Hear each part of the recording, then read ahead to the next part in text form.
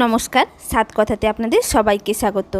আজকে আমি আপনাদের সাথে শেয়ার করব একদম গ্রামীণ স্টাইলে লেবু দিয়ে শোল মাছের টক। অনেকেই বলে থাকেন লেবুর টক নাকি খেতে তেতো লাগে, তবে আজকে আমি আপনাদের সাথে শেয়ার করব সেই যে ট্রিক ব্যবহার করলে লেবুর টক কখনো তেতো লাগবে না। আশা করছি রেসিপিটি আপনাদের ভালো লাগবে। ভালো লাগলে প্লিজ আমার চ্যানেলটিকে সাবস্ক্রাইব করে আমার সাথে থাকবেন। চলুন রেসিপিটি শুরু করা যাক। সবার প্রথম আমি 3টে শোল মাছ ভালো করে পরিষ্কার করে ধুয়ে প্রায় আধ ঘন্টা আগে লবণ আর হলুদ মাখিয়ে রেখেছি। গ্যাস জ্বালিয়ে কড়াই বসিয়ে দিয়েছি। কড়াইটা বেশ গরম হয়ে গেছে, দিয়ে দিচ্ছি বেশ কিছুটা সর্ষের তেল। তেলটা দেওয়ার পর এবার খুন্তির সাহায্যে তেলটাকে চারিদিকে ভালো করে ছড়িয়ে দিচ্ছি। তেলও বেশ ভালোভাবে গরম হয়ে গেছে। এবার এই তেলের মধ্যে দিয়ে দিচ্ছি শোল মাছগুলো দেওয়ার সাথে সাথে এইভাবে একবার করে উল্টে দিচ্ছি, তাহলে কিন্তু মাছগুলো আর বেঁকে যাবে না। নইলে নর্মালি কিন্তু শোল মাছ তেলের ওপর দিলে সাথে সাথে বেঁকে যায়। এবার মাছগুলোকে ভেজে নিচ্ছি। বেশ কিছুক্ষণ ধরে লো টু মিডিয়াম ফ্লেমে উল্টে পাল্টে মাছগুলোকে লাল করে ভেজে নিয়েছি। এগুলোকে এবার একটি প্লেটের মধ্যে তুলে নিচ্ছি। এবার এই মাছ ভাজার তেলের মধ্যে দিয়ে দিচ্ছি ভালো করে ধুয়ে কেটে রাখা ঢ্যাঁড়স। আমি এখানে ঢ্যাঁড়স দিয়ে টক করছি, কারণ শোল মাছের ঢ্যাঁড়স দিয়ে টক খেতে খুব ভালো লাগে আর আমার বাড়ির সবাই খুব পছন্দও করে। আপনারা চাইলে নাও দিতে পারেন।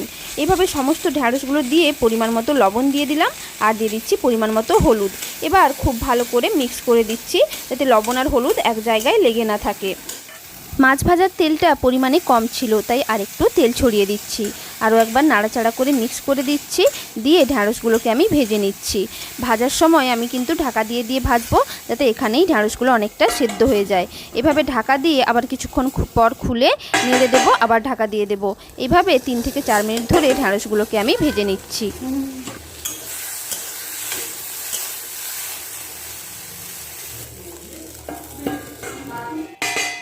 3 থেকে 4 মিনিট ধরে ঢ্যাঁড়সগুলোকে ভেজে নিয়েছি, আর ঢাকা দেব না।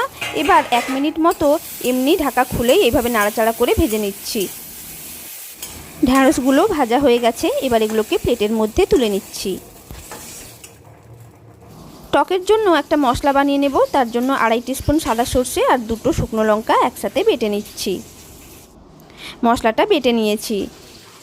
আবারও গ্যাস চালিয়ে কড়াই বসিয়ে দিয়েছি আর তার মধ্যে দিয়ে দিচ্ছি বেশ কিছুটা সর্ষের তেল। তেল গরম হয়ে গেছে, দিয়ে দিলাম সামান্য 5 ফোড়ন। 5 ফোড়নটাকে ভেজে নিচ্ছি।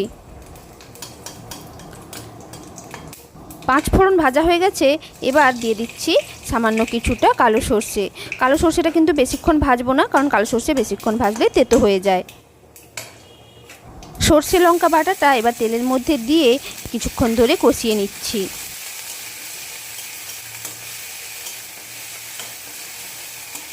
এবার পরিমাণ মতো লবণ আর পরিমাণ মতো হলুদ এই মশলার মধ্যে দিয়ে ভালো করে মিক্স করে নিচ্ছি। সর্ষেটা বেশিক্ষণ কিন্তু ভাজবো না।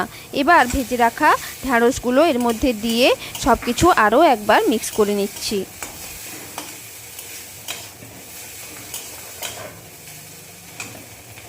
দিয়ে দিচ্ছি পরিমাণ মতো জল। জলটা আমি যেহেতু দুজনের জন্য রান্না করছি সেই পরিমাণে দিলাম। আপনারা যতটা জুস বা রস রাখতে চাইবেন সেই পরিমাণ জল দিয়ে দেবেন।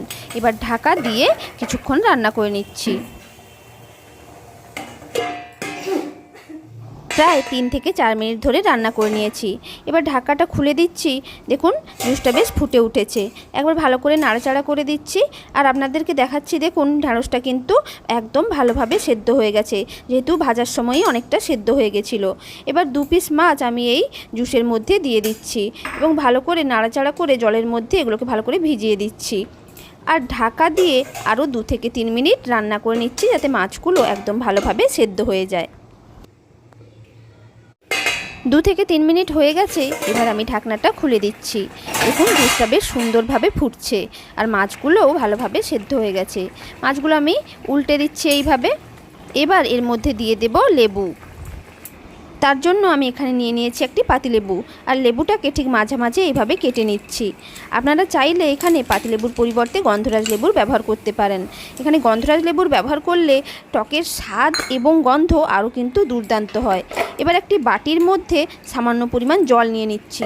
সবসময় একটা কথা মনে রাখবেন, লেবু কিন্তু এমনি নিচড়ানোর পরিবর্তে এইভাবে সামান্য জলের মধ্যে নিচড়ে নিলে লেবুর তেতো লাগার সম্ভাবনা অনেকটাই কমে যায়।